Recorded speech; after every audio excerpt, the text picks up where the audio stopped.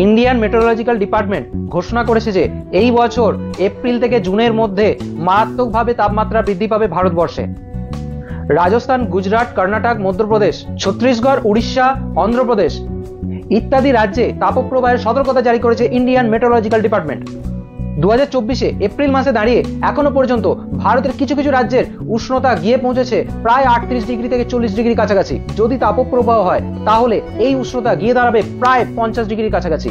Wait bulb reading, যেটা বাতাসের উষ্ণতা ও জলীয় বাষ্পের অনুপাতকে নির্দেশ করে, এর দ্বারা প্রকৃত উষ্ণতা বা কতটা গরম পড়েছে সেটা বোঝা যায়। সাধারণত ওয়েট বাল্ব রিডিং যখন 35 ডিগ্রি সেলসিয়াসের কাছাকাছি থাকে তখনও পর্যন্ত সেটা মানুষের সহ্য ক্ষমতার মধ্যে থাকে। ওয়ার্ল্ড ব্যাংকের রিপোর্ট অনুযায়ী ভারতবর্ষ পৃথিবীর মধ্যে প্রথম দেশ হবে যেখানে ওয়েট বাল্ব টেম্পারেচার 35 ডিগ্রি সেলসিয়াসের বেশি হয়ে যেতে পারে। এইবার আসছি কি প্রভাব পড়তে চলেছে আমাদের ভারতবর্ষে। গত বছর গ্রীষ্মকালে যখন এই হিট ওয়েভ প্রবাহিত হয়েছিল, গোটা ভারতবর্ষ জুড়ে প্রতিদিন 2 জন করে মানুষ প্রাণ হারিয়েছিলেন। এই বছর যদি হিট ওয়েভের মাত্রা আরো বেড়ে যায় সেক্ষেত্রে জীবনহানির আশঙ্কা আরো বাড়তে পারে। ভারতের অর্থনীতির উপর এই উষ্ণতা বৃদ্ধিরও মারাত্মক প্রভাব পড়তে চলেছে। মারাত্মক উষ্ণতা বৃদ্ধি জলের সংশয় সৃষ্টি করতে পারে এবং যা প্রত্যক্ষভাবে প্রভাব বিস্তার করতে পারে কৃষিকাজের উপর।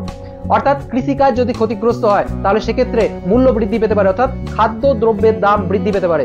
এই বিষয়গুলিকে মাথায় রেখে এই বছর রিজার্ভ ব্যাংক অফ ইন্ডিয়া এখনো পর্যন্ত ইন্টারেস্ট রেট কোনো রকম পরিবর্তন করছেন না। ভারতে এই রকম উষ্ণতা বৃদ্ধির মূল কারণ কিন্তু এল নিনো। এই এল নিনো কি তার বিস্তারিত ভিডিও আমার এই চ্যানেলে পেয়ে যাবেন। তবে এত কিছুর মধ্যেও ভারতের জন্য কিছুটা সুখবর আছে, সেটা হচ্ছে এল নিনো তার প্রভাব বা ক্ষমতা হারাতে চলেছে। দক্ষিণ পূর্ব প্রশান্ত মহাসাগরে পেরু ও চিলি উপকূলে এল নিনোর পরিবর্তে লা নিনা তার প্রভাব বিস্তার করতে চলেছে, যার ফলে ভারতবর্ষের উষ্ণতা বৃদ্ধির যে আশঙ্কা সেটা হ্রাসও হতে পারে। দক্ষিণ পশ্চিম মৌসুমী বায়ু ভারতের সঠিক সময়ে ঢুকে প্রচুর পরিমাণ বৃষ্টিপাত ঘটাতে পারে। পরিস্থিতি ভালোর দিকে যেতে পারে জুন জুলাইয়ের পর থেকে, কিন্তু তার আগে পর্যন্ত আমাদেরকে এই হিট ওয়েভের সম্মুখীন হতেই হবে।